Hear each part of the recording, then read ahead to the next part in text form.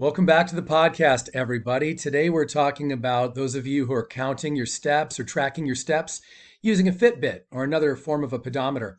This is going to be a really important topic because so many people are counting their steps, but they're not looking at the other very important factors. And this can lead to really letting people down. So I want to make sure you're using your time effectively and that you're not just feeling good about what you're doing, but that you're giving it shape so that you can see results. As always, everyone, I'll ask you to like and subscribe. We've got lots of people who are viewing and not yet subscribed.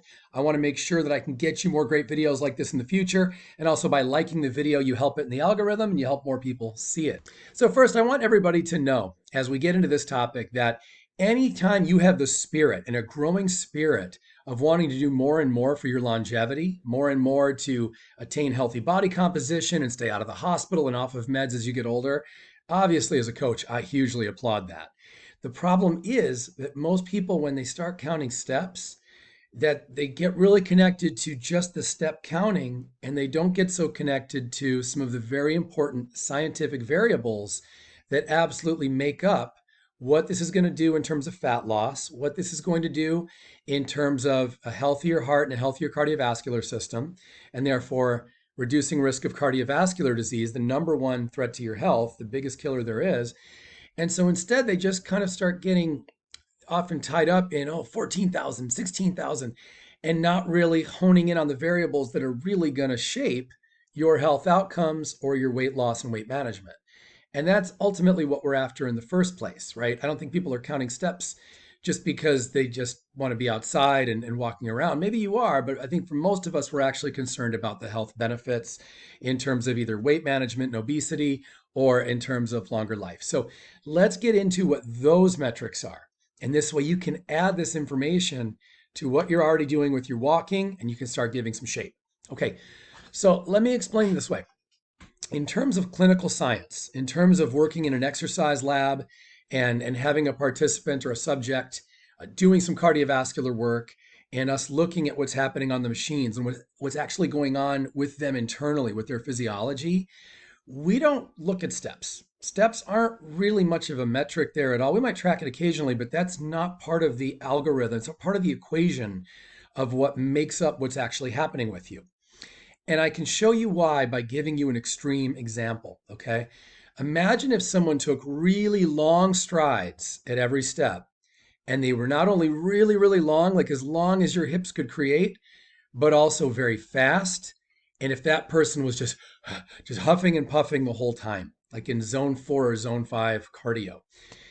With that level of intensity and that tremendous stride length, and let's say on top of it, they're gone for well over an hour, that is an incredible amount of aerobic performance. It's just incredible in terms of body fat burning and in terms of conditioning heart and lungs. In fact, it's generally going to be a little too much for a lot of people's heart and lungs, but that's another video. So now think about how many steps that person's taking. And now think about someone who's taking very tiny little strides, really, really minuscule strides, and they're moving very slowly. And perhaps they're even braking a little bit here and there for 2-3 seconds at a time, where they'll take a step and then stop for 2 or 3 seconds and take another step or two and then stop again. And they clear the same number of steps as the first person.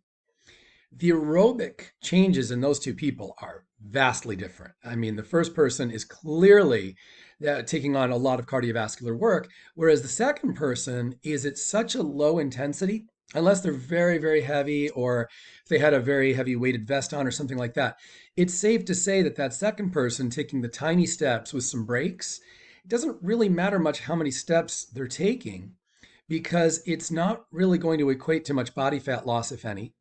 And it's not really, and again, very few outlier exceptions here, but it's really not expected to create any kind of heart and lung improvement. You know, you're not really going to improve your VO2, your aerobic capacity, with very tiny steps that are very low intensity, and also that not only have no real level of vigor to them, but where you're also pausing a little bit so that even the little bit of elevation in heart rate can then come down.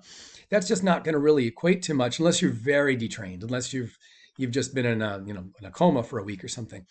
And so when you look at these two people and you realize they both have the same number of steps in these examples, you realize that we really have to look at the real meat and potatoes of it, the real metrics, the intensity, the total duration, how long it actually took them to perform this. We have to look at so many factors that relate to their actual physiology and the number of calories they're burning. And that's what's really going to matter. And so, while again, I applaud anyone who is starting to get motivated about their exercise and especially their cardio and their counting steps, they've got a pedometer, they've got a Fitbit. That's great to get started, but we have to firm that up. Otherwise, it's like writing a draft for like a book or a script, and then it just stays in draft status and you never really go anywhere. You're not really going to do anything with that unless we start giving it some shape. And so in this case, that shape is knowing where your heart rate is, or at least your perception of where it is. That can also be very helpful. And knowing how many total calories we're burning, even if you don't care about fat loss, even if you're not dealing with obesity or being overweight, and you just want to exercise for having a healthier heart and better health outcomes, you still want to have some measurement of where your heart rate is. That's very important.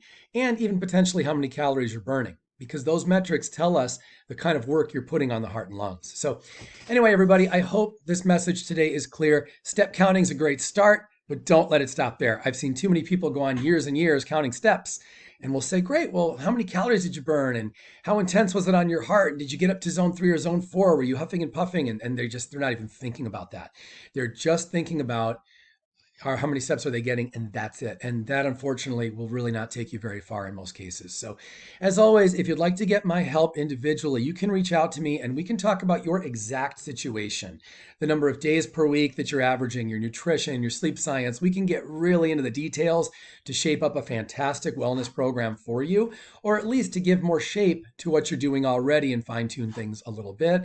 Again, if you didn't already, please be sure to subscribe to this channel so you get more great videos, and also like this video so you help it in the algorithm as well. As always, everybody, we also have some great stuff in the description. There's a 10-question quiz that'll help you to determine how strong your current weight management plan is, so you can get some great advice there. And there's other great videos in the description as well. I look forward to seeing you next time, everybody. Thanks so much. Have a great day.